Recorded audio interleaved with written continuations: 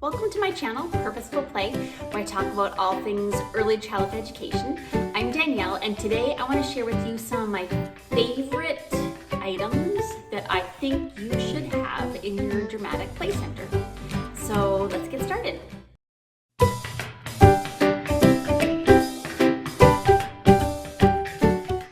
Before I even share some of the materials I have pulled out to show you, I wanted to just talk a little bit about where dramatic play should be in your classroom.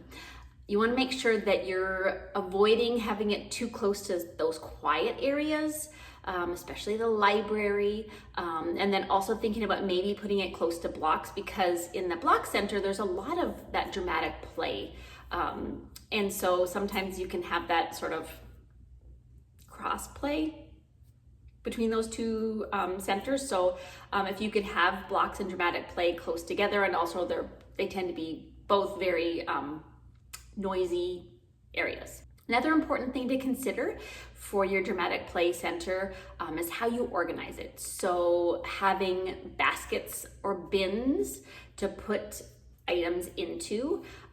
I like using command hooks to stick on the sides of furniture, on the walls, to hang things up, and also taking photos, using real photos of the materials you have there, printing those out, writing the words underneath it and laminating them, and then sticking them where the materials go. So cleanup is so much easier, and the children can be really independent when they're cleaning up.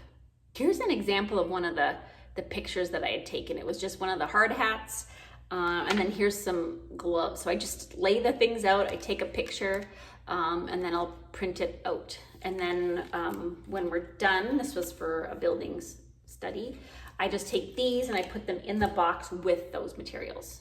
I'm filming from the basement. I don't often do this, but I had to pull out a bunch of my bins to show you some of my favorites. When it comes to dishes, I like to use real life dishes.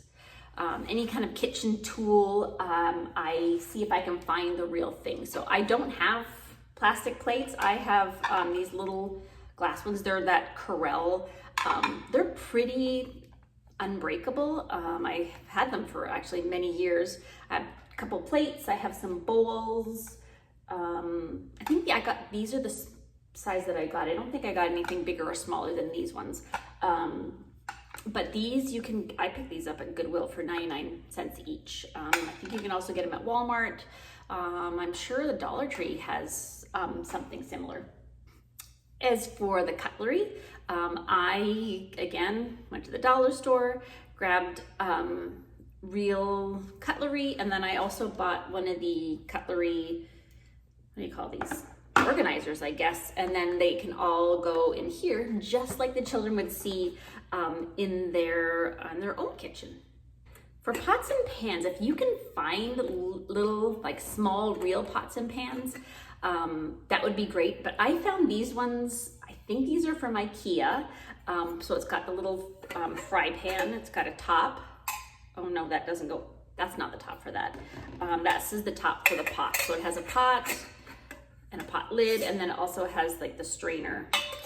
I think they call it also a colander in there. So this is from IKEA, but if you can get something similar from, I don't know, I'd say Goodwill and Dollar Tree are the best bet to find inexpensive things like that. I do have a few, things, other dish items like a cutting board, a spatula, measuring cups and measuring spoons, a whisk. All of these, again, are real materials that they would most likely see in their own homes. I keep finding other dish items that I want to show you. This little tray, this was actually, I think, from the Dollar Tree, but sometimes we use it if we're having a tea party, or maybe they want to put out their cookies or something fancy like that. So this is just a little silver, obviously very dirty tray that they like to use. And then I also bought some flowers. So I bought a variety of flowers that they can, decorate the table with, or decorate that interest area, that center with the flowers, and putting them in the cups. So we've got all kinds of dishes. The other thing is food. I actually never had to purchase the plastic food because every school that I worked in already had the plastic food, so I didn't have to worry about that. But I do have some food that's made out of felt. And so I've got, some carrots. This is a little head of lettuce, and actually has little pieces that stick to this so that you can, here they are. You can peel them off and make a salad if you want with them. These are from IKEA, but look, it goes on top there. It's pretty cute. I also took the time to cut out, here's a piece of bread to make a sandwich. I also have the pieces that could go on the sandwich. I don't think I have them in here, but I have like a little pizza dough, and then I have like tomatoes and green peppers and black olives and pepperoni and things like that the students can use to make their pizzas. If you can, ask family members about their favorite foods that they have in their home, and then maybe you can sort of bring that into your dramatic play center. So asking them maybe if they have from their culture specific foods that you could either make or purchase, so that the children are seeing again, making those connections from school to home. Another great way to include families and engage them in what you're doing in the class is asking them to donate empty food containers, boxes, and jars, so that the food items that you have in your dramatic play are very familiar to the children. This was just a bottle that I had kept, washed out and kept, and so then children can use this to be, spicing up their food. I also made some little gingerbread cookies, so the big spatula can be used to take them off of the cookie sheet. Oh, that's another thing. I don't have them here. They must be in another box, but cookie sheets, so that they can be putting them in the oven to make cookies. So I've got these ones, but made a bunch of those gingerbread men. I made little chocolate chip cookies. Did I have any other kinds of cookies? Oh, here's one with sprinkles, so it's just felt I cut out. I actually sewed these ones together, but I'm sure you could just glue them together. But they can pretend to be baking those cookies. Okay, so dishes, food. I keep looking at my list to make sure I'm not missing anything. And now clothing. So just a variety of clothing. This is just a little apron. You can use larger ones, but this was actually one that I just made out of some scrap fabric that I wasn't using. So little aprons, chef hats if you want. Look at this one. I don't remember where I got this one from. It was inexpensive, probably the dollar store. I get a lot of the clothes from Goodwill. You can also ask families for donations if they have any clothing that they're getting rid of. Larger is better to make sure that it's going to fit the children of all different sizes. We had this little tiny suit jacket. I mean, how cute is that? That was from Goodwill. And of course, footwear, picking some shoes and boots to put out. Again, got them at Goodwill. Gotta love Goodwill. If you can find some fun hats, those are great for kids to be wearing. Ooh, I kind of like this one. That one's cute. So a variety of different hats. Here's one that's a little bit fancier, that's got a ribbon on it and some flowers. It's been crushed in the box, but here's another hat. It messed up my hair. Gotta fix my hair from all the hats. And then just making sure that you have both clothes that would traditionally be worn by males and females, and not discouraging children to choose one or the other, just making them all available to everybody. You can add some purses, some wallets, jewelry if you have them, scarves, those beaded necklaces. Those are fun to put out as well. Then also, I like to put out some, I call them homey touches. You can put a piece of fabric down on your table for a little tablecloth. So this is just a tablecloth that you can put down, and then the dishes can go on top. I had some cloth napkins somewhere, but I don't know where those are, but little small cloth napkins, oven mitts. I even have a carpet that we had put in dramatic play as well, which kind of makes it feel more like a home. And then a tea towel might be nice, or a dishcloth, or a duster, a broom, a small broom, and a dustpan. Those are fun to have in dramatic play. On occasion, I will also put out some more costume kinds of things. I have some of these, let me pull these out. They're like dinosaur hats. I think those were from oh, this is a whale one, or a shark one. This one's really cute. These are actually from Dollarama in Canada, but I know Dollarama always has better ones. And then I have these ones. These are dinosaur ones, and I think these were from the Dollar Tree. But again, great fun for dressing up. At Halloween, like shortly after Halloween, it might be a good idea to also check out to see what is on sale, on clearance. I found a bunch of these headbands for animals. So I think that one's a fox. No, what is it? A wolf, fox. Those actually came with little gloves. I mean, how cute. And also masks to go along with the gloves. Here's a cat mask. Oh, these ones actually already have the ears on them. A tiger. So different masks and costumes and things like that. Also, a cape. I have this little blue cape that also is a lot of fun to have on there. Oh, it looks like we have an ABC on there. I think this was a costume of mine one year, and then I just added it to my dramatic play box. Some other things to mention that I don't actually have here. You can add a cash register. You can add a telephone, but looking for one of those real telephones, like the ones with the cords. I actually did remove the cords from mine. Just makes it a little bit easier for children because I'm not getting all tangled up. But again, found it at Goodwill. When you are setting up your dramatic play, it does not always have to be a kitchen. So you can get really creative in what you are putting in there. You can add materials that would be great for a doctor's office, a veterinarian, so you're getting, those doctor stuff. Big white shirts, men's or women's shirts that kind of look like a doctor's coat. Stuffed animals for the vet clinic, cages, those kinds of things that make it really real.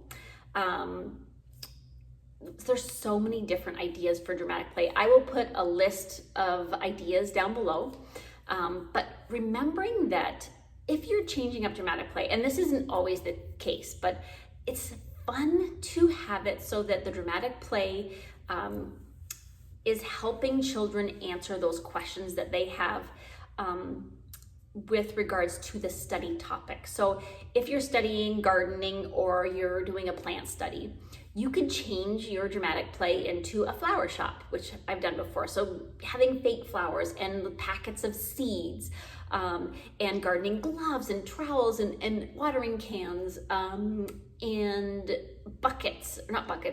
pots. And then also that way you could add a cash register if children were going to be shopping at the flower shop or the gardening shop. I want to say too that your dramatic play does not have to go with your study topic. So if you are studying trees, you don't have to change dramatic play. If children are really excited about their pizza parlor and they're still enjoying that and they're learning from that, then don't change it. It's okay to not have it directly related to your study topic. That's kind of a big thing that a lot of people ask, like, hey, we're doing a study on trees. What can I put in dramatic play? And I say, well, you don't have to change it. You can keep it as the kitchen or the doctor's office or the bowling alley or the shoe store. You don't have to change it. But if you are going to change it, really think about what the questions are. What are those investigation questions? Are you learning about what grows on trees? If you are, then maybe you have fruit in the dramatic play. You add fruit to the dramatic play. I've seen some really creative ways that people have turned their dramatic play into an apple orchard. So they're picking apples and making pies and things like that. Okay, last thing I want to tell you is you do not have to, I don't even know how to say this, create all kinds of labels and banners and signs and tags.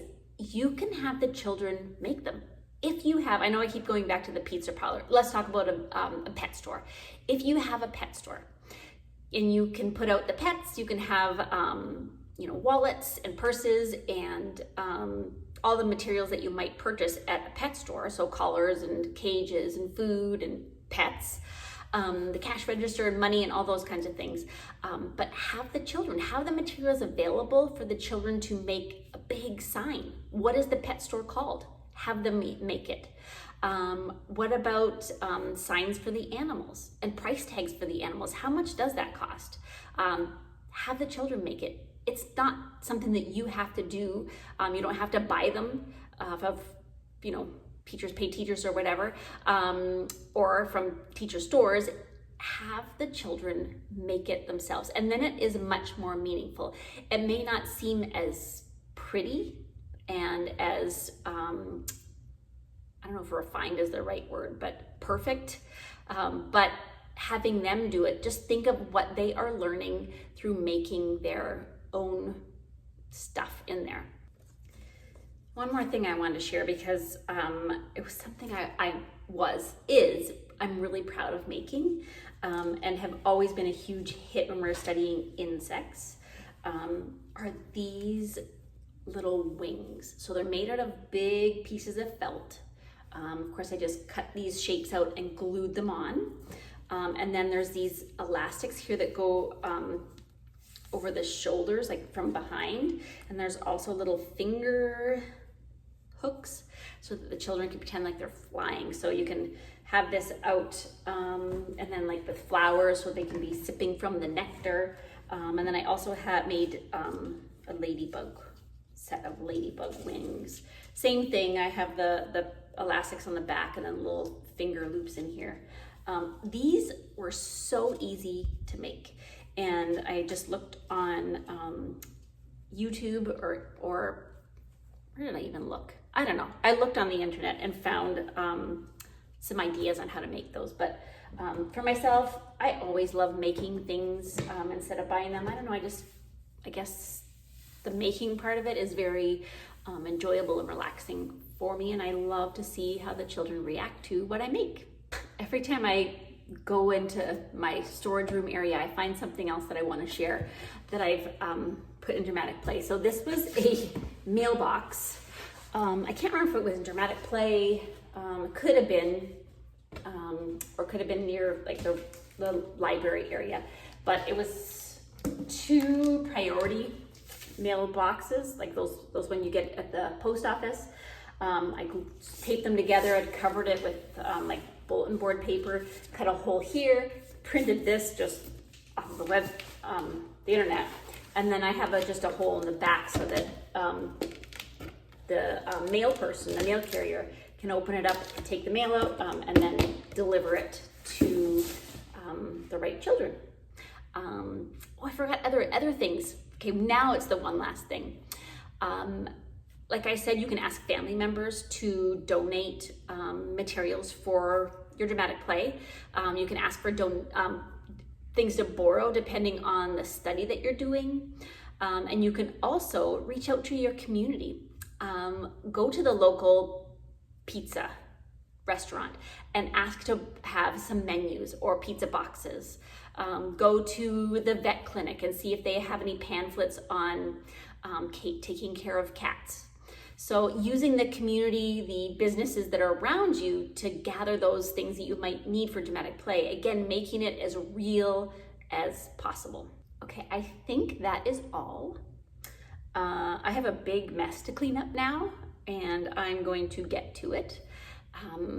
If you have any ideas for dramatic play that I don't have listed down below, put them in the comments. I know that people really appreciate those ideas. And if you like this video, give it a thumbs up.